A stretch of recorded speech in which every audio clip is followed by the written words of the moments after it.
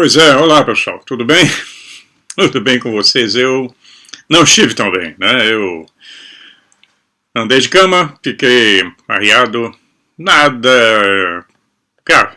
Eu tive uma pinçagem do nervo ciático que é desastrosa, é uma coisa que quem já teve sabe que é uma ida a Andrômeda fora da cabine da nave espacial, é um negócio horroroso, né? E o remédio que eu tomei tem efeito colateral. Associado a isso, eu tive outra crise de alergia em cima que foi um pancadão. E aí eu fiquei fora do ar mesmo. Obrigado aos que mandaram mensagem. Tem a Ilse, a Claudinha, um abração, Claudinha, obrigado pela preocupação. Cícero, folcloreador também, entre outros, eu vi os mais recentes, não vi todos. Eu fiquei apenas zapeando a internet quando eu fui melhorando para poder distrair um pouco, né? Mas tudo bem, passou, isso faz parte. Todos nós enfrentamos essas ziqueziras da gravidade do planeta. Esse planeta tem uma gravidade muito pesada. Aliada à idade, né, nós vamos ficando menos resistentes, tudo começa a cair, cai cabelo, cai musculatura, barriga, etc. Coisas que não deveriam cair, caem. Tudo vai sendo atraído por esse misterioso fenômeno chamado gravidade, que é tão pouco conhecido. Mas nós vamos continuar. Eu peço desculpas a vocês, mas realmente foi muito difícil. E ainda estou saindo da fase, né? Mas vamos em frente, não vamos parar por causa disso, né? Na medida do possível. Ontem eu estava, como eu disse a vocês, já zapeando, vendo YouTube, já veio uma notícia em primeira mão, né? Saiu ontem da NASA. A NASA finalmente resolveu contratar 16 técnicos especializados, cada um em geologia, outro em várias categorias, né? Astronomia, geologia, biologia, etc, para poder, meteorologia, para poderem estudar o fenômeno UFO. E agora é oficial. Saiu ontem, está na CNN, disparada pelos jornais do mundo inteiro. Eu vou deixar o link depois aí nos comentários do vídeo. O link é onde a CNN mostra a reportagem, inclusive com a porta-voz da NASA, uma menina muito bonita, falando sobre isso, sobre essa abertura agora. Eles vão estudar o fenômeno, coisas que eles já estão carecas de saber, todos nós já sabemos. Eles vão só apenas começando a abrir o espaço para que essa divulgação aconteça. Nós estamos conversando sobre isso desde 2018. Quando surgiram os tic-tacs, e muita gente torceu o nariz, tarará, não é balela, né? Eu já vi canal me chamar de Arimateia, ficar falando balela, tá aí. Eu tinha dito também que aquela pesquisa, naquela explosão que houve inicial do assunto, só ia ser paralisada se acontecesse uma falsa bandeira ou um conflito. Foi o que aconteceu, né? Tivemos a doença da pereba mundial, paralisou o planeta inteiro, primeiro toque. O segundo está acontecendo aqui agora, que nós estamos à beira de uma catástrofe, né? Tensão o tempo todo. O tempo todo. Nós aqui na Europa, o tempo todo estamos vivendo sob tensão. Não existe uma solução a curto prazo. Vai depender da vontade dessas pessoas que estão no controle e não cedem. Não sabemos o que esses caras querem. São várias agendas trabalhando conjuntamente. Mas eles encontraram uma pedra de tropeço, e essa pedra de tropeço está atrapalhando o jogo deles, né? Eles tinham que ter combinado com os asiáticos e com os eslavos. Ainda bem que eles estão aí. Viva essa pedra de tropeço. Então, vamos acompanhar o desenvolvimento, né? Como é preciso que haja uma quebra de paradigma, alguma coisa vai ter que acontecer para poder interromper esse processo que deu errado. Eles entraram com tudo achando que iam mudar o planeta rapidamente, quebrar a hegemonia, né, que é asiática, eslava, mas esqueceram que eles não são ocidentais. Eles pensam de outra maneira. Russos e chineses, árabes têm sua própria maneira de pensar. A coisa não é muito fácil não, né? Quebrar a cara. Vamos ver o que vai dar. Mas vamos ver, né? Eu tinha, no último vídeo foi sobre Magdalena, tem umas questões para responder, mas eu vou deixar para responder no próximo.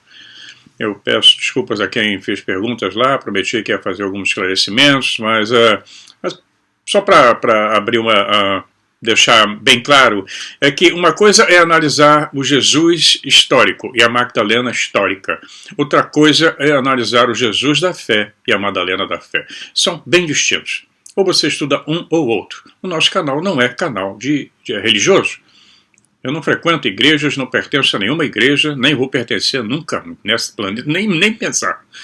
Portanto, eu discuto fatos que estão fora dessa doutrina religiosa, seja católica, protestante, batista, pentecostal, não interessa. Então eu vou aonde eles não vão. Eu vou aonde eles proibiram ir. Aonde eles cortaram e aonde eles mataram, para que as pessoas não soubessem desse lado da história. E quanto mais antigo for o relato, mais ele se aproxima da origem do fato. Os evangelhos que nós temos nas Bíblias tradicionais são bem posteriores. Eles só foram canonizados no século IV, 400 anos depois. Os evangelhos que eu estou comentando, Tomé, Magdalena, século I.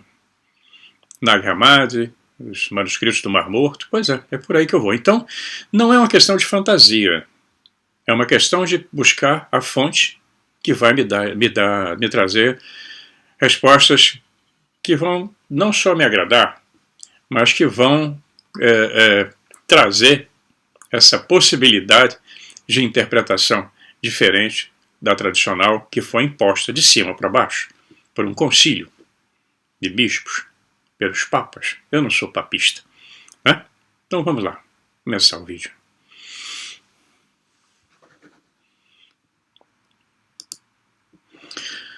Bom, na verdade, não é começar o vídeo, vamos começar o tema, que são os nossos queridos ETs. Então a NASA fez essa publicação, já é mais um elo da corrente que está sendo fechado, né? E nós vamos ver por que os alienígenas visitariam a Terra. Nós conversamos muito sobre Anunnakis, sobre os alienígenas do Egito, né? No Iraque, na China, em todo canto do planeta nós temos histórias de seres que vieram das estrelas. Mas por que esses camaradas vieram para cá? E por que saíram daqui? E essa história da exploração do ouro pelos Anunnakis, que eu nunca acreditei, mas vamos ver que podem existir outras possibilidades. Mas é tal história, eu não acredito em bruxas, mas que elas existem. Alguma coisa aconteceu lá no nosso passado. E continua por aí, rondando tudo. Então a Stephen Hawking, que foi um físico inglês famoso, ele disse o seguinte: a civilização alienígena ela pode esgotar os recursos do seu planeta natal e procurar outros planetas para extrair esses recursos. Mas uma civilização alienígena faria essa longa viagem à Terra para saquear nossos recursos? Não dá, né? É concebível que se possa imaginar uma guerra de recursos no sentido de tentar agarrar todos os planetas de uma galáxia. É um tema que aconteceu num filme de ficção científica, o de 1996, o Independence Day, por exemplo. Então, após uma análise mais detalhada, porém, esse cenário parece improvável. Ele vai bem além dos limites da credulidade. Quer dizer, acreditar que uma civilização alienígena avançada viria até a Terra em busca de produtos energéticos. Não vai, não. Não cola. É uma aposta segura que qualquer civilização que é capaz de viajar a longas distâncias, seja por meio de naves espaciais ou buracos de minhoca, não estaria usando nem petróleo e outras fontes de energia da civilização pré-tipo 1, que é a nossa. Nós somos civilização pré-tipo 1. Não chegamos ao nível 1. Nível 1 seria a civilização da série Star Trek. Já está andando pelas estrelas com naves que usam a energia captada do próprio cosmos. Né? Além disso, o custo de transporte para trazer produtos energéticos de volta ao planeta-mãe não seriam nada econômicos. Possivelmente reatores de fusão ou mesmo reatores de antimatéria poderiam ser usados para abastecer as tais naves espaciais. Caso em que o hidrogênio poderia ser usado para abastecer também essas naves, ou algum isótopo do mesmo. Né? Então isso não exigiria viagens interestelares para ser obtido, porque eles são abundantes no universo. Está por todo canto. Então, possivelmente uma civilização alienígena ela poderia querer extrair minérios de outros planetas. No entanto, não seria prático. Né? Não seria muito prático vir à Terra em busca de minerais, no caso o ouro também. Afinal, eles provavelmente poderiam ser encontrados em planetas em quantidades muito maiores no seu próprio sistema solar ou em sistemas solares próximos. É bom lembrar que o nosso sistema solar está isolado dos outros sistemas. E nós estamos num braço da galáxia mais afastado da comunidade local de planetas. O mais próximo sistema que nós temos é 4,5 anos-luz. Na velocidade das naves atuais, seriam uns 100 mil anos. Na velocidade da luz. Então, vamos ver que não seria muito prático realizar mineração em céu aberto em planetas nos quais eles teriam que lidar com habitantes bem inquietos, como os terráqueos. Em resumo, a raridade da vida avançada e as enormes distâncias entre as civilizações sugerem que haveriam muitos planetas e estrelas para todos aqueles que fossem capazes de explorar tais métodos, né, de extração de recursos. E ainda assim, outros apontam que a maneira como os humanos tratam os outros animais não é tranquilizadora para ninguém.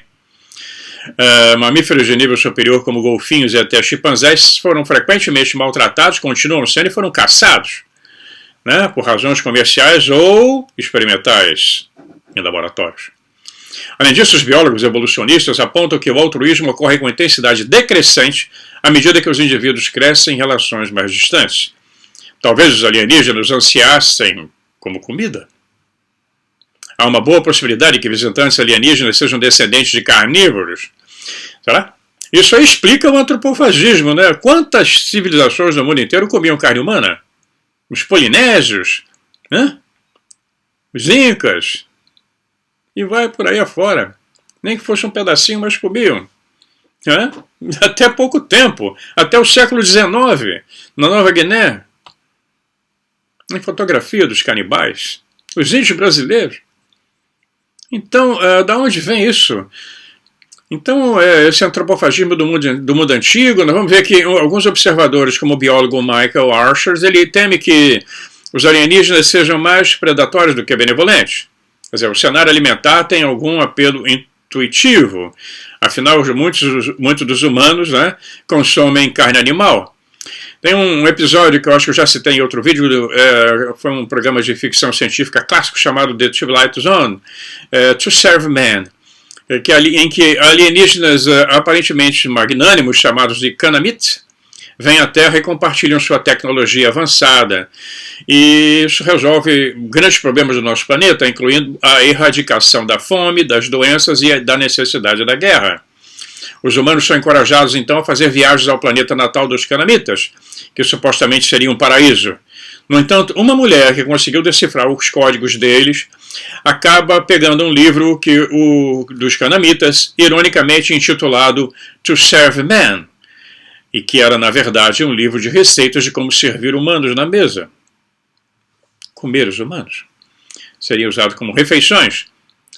Então, esse cenário também carece de uma certa credibilidade, pois, presumivelmente, uma civilização tipo 2 ou tipo 3, capaz de viagens interestelares, também teria dominado a engenharia agrícola e, portanto, teria resolvido problemas da agricultura e pecuária há muito tempo. Nós já vimos melhorias marcantes na nutrição em escala global, né, com certeza. Até a idade aumentou, a idade média do planeta. Então, uma parcela da população humana ainda sofre com a fome, nós sabemos, mas tem havido uma redução constante desse segmento ao longo dos anos. E, na verdade, mais pessoas estão obesas hoje do que desnutridas. E, embora certamente seja razoável supor que os alienígenas consumiriam carne animal, criar um buraco de minhoca apenas para ir ao Kentucky Fried Chicken parece bastante improvável. E o McDonald's mais próximo, ou o açougue mais próximo, não cola também. Os alienígenas podem usar humanos para ajudar a propagar biologicamente sua espécie, como os Anunnakis, né? Quem se relacionaram com as mulheres humanas, os anjos caídos. Alguns cientistas, incluindo o co-descobridor da estrutura do DNA, Francis Crick, especulou que os alienígenas poderiam realmente ter semeado planetas no universo, enviando sondas carregadas de micróbios para o espaço em um processo chamado de panspermia. Isso seria uma forma de espalhar os blocos de construção da vida? No filme Marte, precisa de mulheres, os marcianos sofrem de uma deficiência genética que produz apenas descendentes do sexo masculino. No entanto, uma civilização que pudesse viajar grandes distâncias quase certamente também dominaria a bioengenharia e poderia melhorar essa deficiência. Além disso, visto que algumas formas de vida alienígenas provavelmente seriam baseadas em moléculas de DNA e proteínas totalmente diferentes. Então, nós vamos ver que elas provavelmente não teriam interesse em comer ou acasalar conosco. Cairia por terra a história dos anjos caídos que se relacionaram com as nossas mulheres. Esse é o contraponto. Nem sempre acreditar numa única. Vamos discutir. Vamos colocar uma sementinha no meio disso, não é? Então esse é um cenário até bem humorado, mas os alienígenas provavelmente não estariam tão desesperados para viajar ano-luz para conhecer espécies de sexo oposto. Esse é um caminho muito longo para viajar para conseguir um encontro. Não é? Mas, depois nós vamos completar. Tem uma outra história. Talvez uma civilização extraterrestre marcial avançada possa usar a Terra como um tipo de campo de treinamento para os seus guerreiros, como foi um enredo da filme da série Predador, no qual as criaturas alienígenas visitam vários pontos quentes em zona de guerra na Terra para aprimorar suas habilidades marciais. E isso pode ser excitante para membros de algumas civilizações alienígenas. Afinal, ao mesmo tempo, a caça grossa era numa zona de guerra, né, como o Vietnã e etc., isso seria uma boa escola, mas vejamos bem a frivolidade de uma viagem interestelar para isso. Né? Será que eles teriam passar anos e anos em animação suspensa para tal excursão? Os alienígenas criariam um buraco de minhoca apenas para caçar? O universo é gigantesco, incomensurável. Então, nós vamos ver que tem muito mais coisa por baixo disso, de teorias e teorias. Então, antes de continuar, muitas vezes as pessoas falam, você vive de achismo. É de achismo mesmo, porque se eu tivesse certeza, não teria o canal. As grandes superpotências estão aí, se batendo uma com as outras, para ver quem é que vai falar isso primeiro. Por isso é que os Estados Unidos estão correndo agora. Que eles sabem que a China pode abrir esse jogo, a Rússia pode abrir esse jogo, porque quem controlavam era um grande estabelecimento entre eles. Mas isso está sendo quebrado, a confiança está sendo quebrada. Agora é uma corrida para ver quem é que chega à Lua de novo. E os Estados Unidos estão perdendo. A China já está lá, já colocou seu jeepzinho lá no Polo Norte, no lado escuro da Lua. E eles não conseguem levantar a tal nave, até hoje não saiu do chão. O Elon Musk pode ser que consiga, mas vai ter que fazer uma série de acordos de comércio, de grana, tem muita grana envolvida. Nos países como China e Rússia, eles não estão preocupados com esse negócio de concorrência, que o partido decide, acabou, vai fazer e não tem essa. É tal empresa e tal empresa. A democracia tem falhas gigantescas. É muita concorrência, muita propina. E aí a coisa não anda, porque as grandes corporações têm que lucrar. A realidade é essa. Eles já estão com Jeep em Marte também e ninguém comenta, a imprensa não fala nada. Tem uma estação espacial novinha em folha cheirando de nova, chinesa. Toda hora estão mandando os astronautas lá, eu tenho acompanhado, mas a imprensa aqui não fala nada. Oh, não, é a Estação Espacial Internacional que já está caindo de velha. E os russos já abandonaram e ela vai ter que ser jogada no Oceano Pacífico como as outras. Essa é a verdade, essa é a realidade. Está na hora de quebrar os paradigmas, né? E olhar os outros lados também. Então vamos continuar com os nossos amigos alienígenas.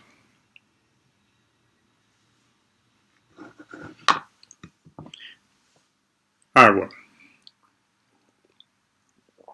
Água quente. Uma herança do lado oriental da Madalena. Pois é, me ajudou bastante com as massagens orientais do lado indonésio, né? Mas também usou técnicas da Gestapo para poder colocar minha coluna no lugar. É uma gracinha, né? Ela é maravilhosa. Bom, os nossos amigos extraterrestres poderiam seriamente tentar, por motivos territoriais, conquistar novos planetas, né? Fazer uma colonização interestelar. Isso com base na suposição da vida terrestre existente, né? E nós poderíamos supor também que a vida tem uma tendência natural a se expandir. Se fosse assim, Portugal não teria chegado no Brasil, os espanhóis na América do Sul, etc. Nós poderíamos supor, então, que a vida extraterrestre não deveria ser diferente. No romance clássico de H.G. Wells, Na Guerra dos Mundos, os marcianos invadem a Terra para dominar o planeta. Esse romance foi escrito no auge do Império Britânico, quando o poder era frequentemente medido em terra conquistada. Então, eventualmente, uma civilização extraterrestre avançada seria forçada a embarcar em viagens interestelares se quisesse sobreviver na medida em que seu Sol teria uma vida limitada. Então, nesse cenário, uma civilização extraterrestre poderia querer colonizar os chamados planetas caixinhos dourados, como o nosso. E a coisa mais linda do mundo é esse nosso planeta. Eu tenho a felicidade de conhecê-lo bem. De cima, por mar. É muito lindo. E só tem ele por aqui. Não tem nada perto da gente. Nada. Absolutamente nada. Nós estamos isolados.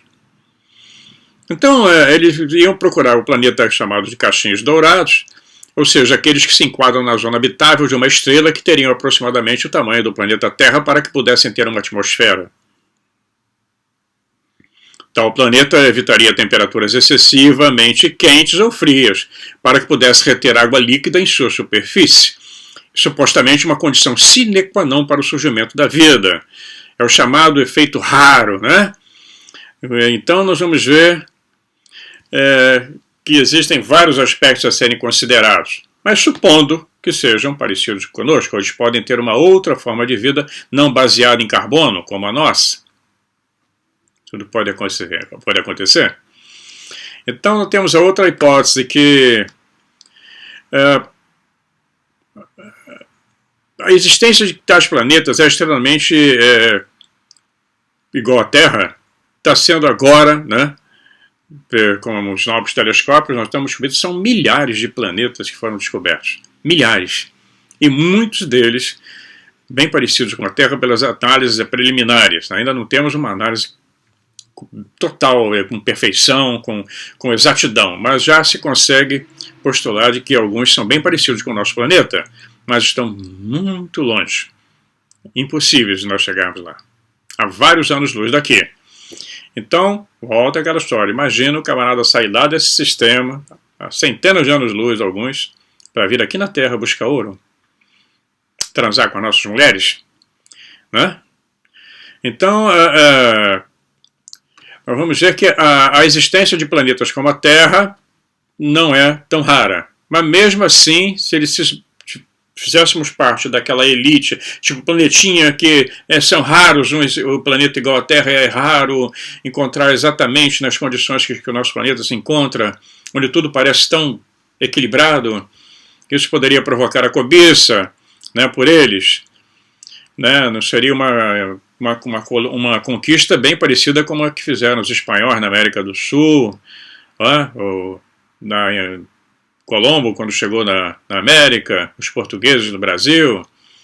Então, nós vamos ver que, pelos padrões contemporâneos, a questão da tecnologia não entra, porque os espanhóis não eram tão tecnologicamente superiores aos seus anfitriões.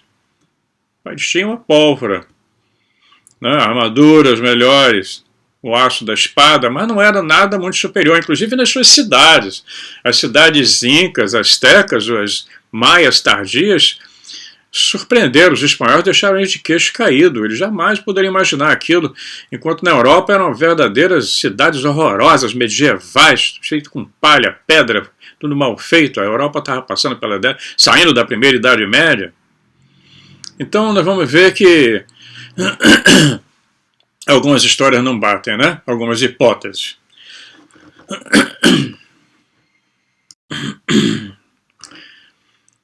Então,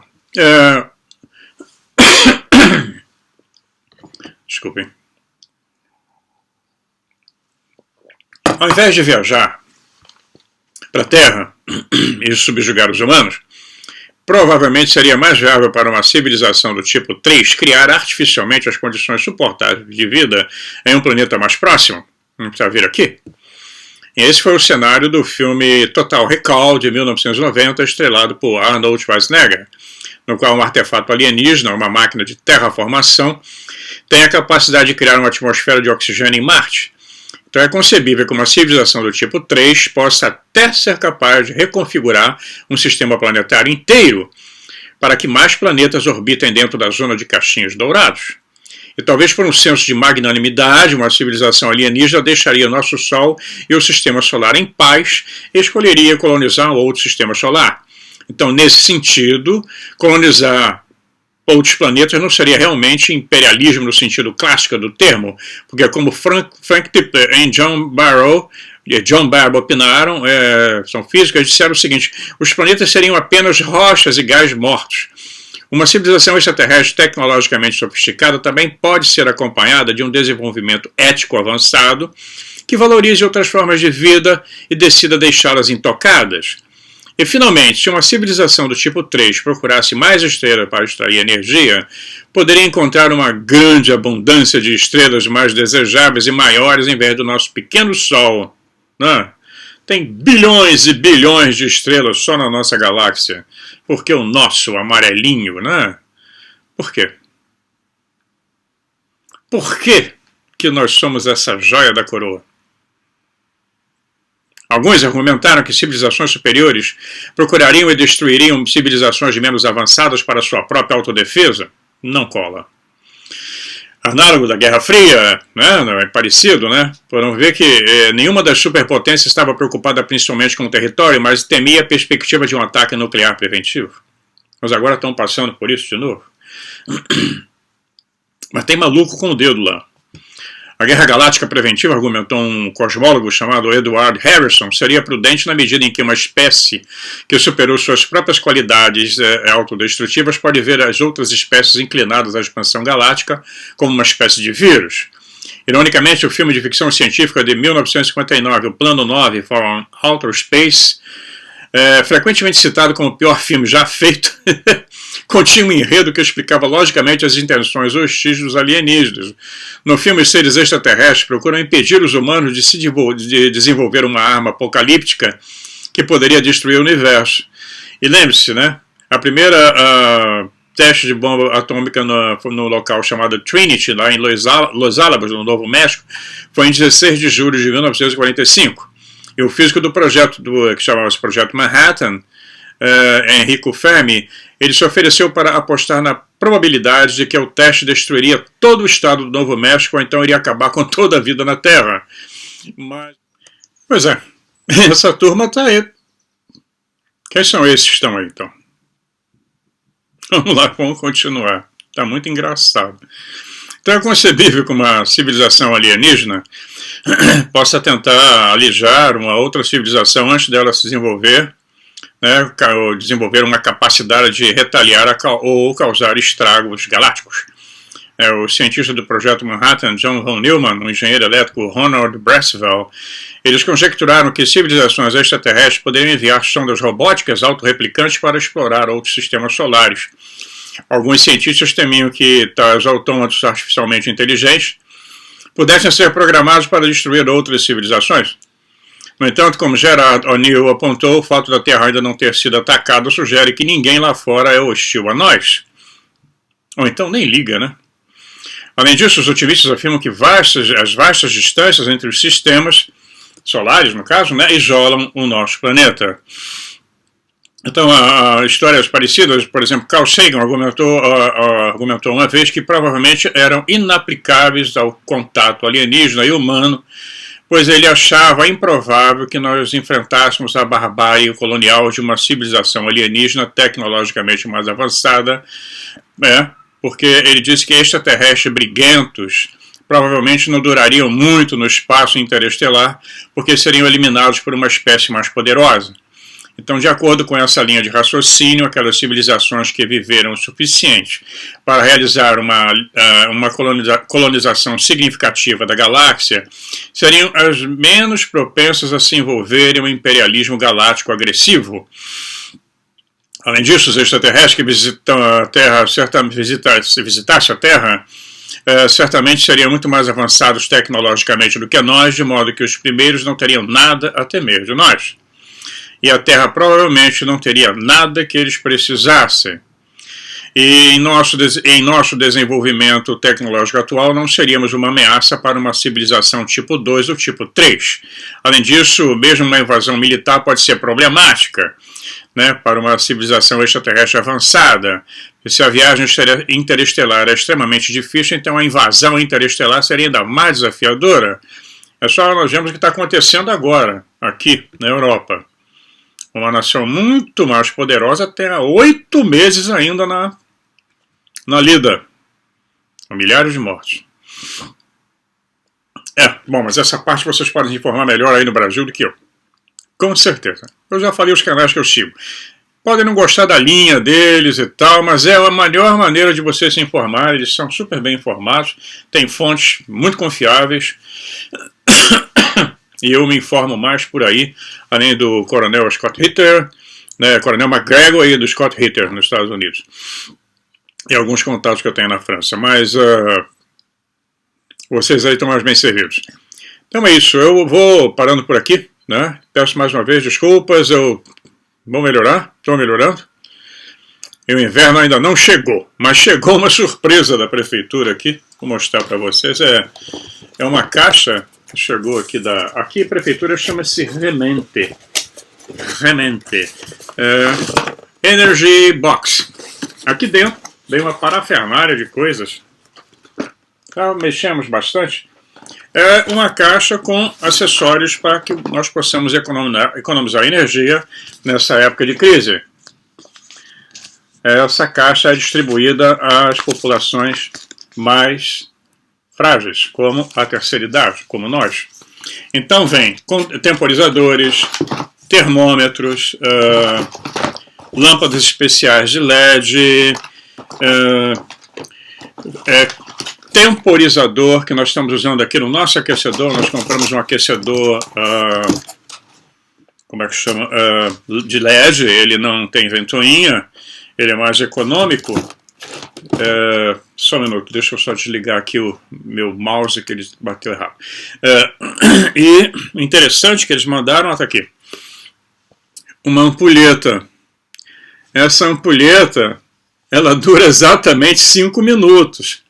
Isso é para que você possa controlar seu banho. 5 minutos é mais do que o suficiente para tomar um banho. Brasileiro que adora tomar banho sofre, né? Aqui a Magdalena, que tem uma parte da Magdalena é bem brasileira, nós tomamos banho sempre que podemos. O europeu e o canadense tomam banho de manhã e acabou. Eu não consigo entrar na cama sem tomar um banho.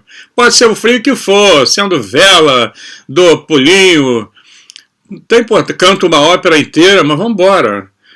E aí agora 5 minutos. Bem, além disso, tem um controlador aqui no aquecedor, também aqui atrás de mim, um aquecedor de cerâmica, um LED interno, ele é muito bom e bem barato, e ele está ligado num temporizador. Ele vai ligar daqui a pouco, mas, tipo lá para as 6 horas, vai até as 8, é a hora do banho. Depois ele desliga, vai ligar a hora da cama, 10. Quando for, tipo, mais ou menos meia-noite, 1h da manhã, ele desliga.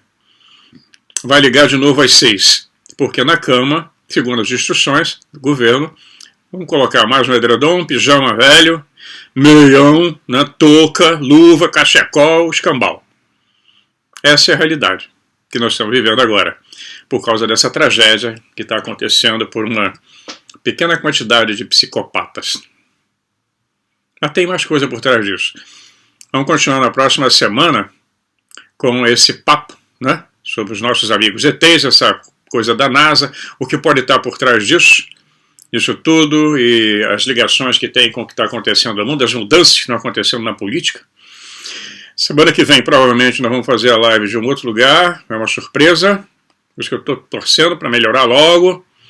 Vai ser uma bela surpresa para vocês. É um lugar muito interessante e tem a ver com tudo que nós estamos falando. Não é na Holanda. Mas também não é no Brasil. Infelizmente, não. Minha mãe mais perto. Ok? A Madalena mandou um abraço para vocês.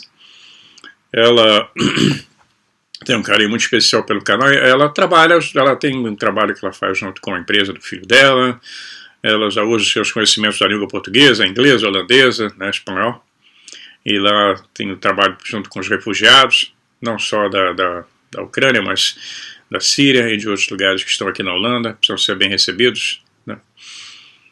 Eles não têm nada a ver com isso. Ninguém tem, né? Um grande abraço, obrigado pelo apoio de vocês que mandaram recados, né, me perguntando por que quando eu apresentei o vídeo. Eu gostaria de fazer muito mais. Então vamos continuar, tá? Fiquem na paz. Até a semana que vem. Sem alergia, sem dor na coluna. Amém. Ou Amun-Ra.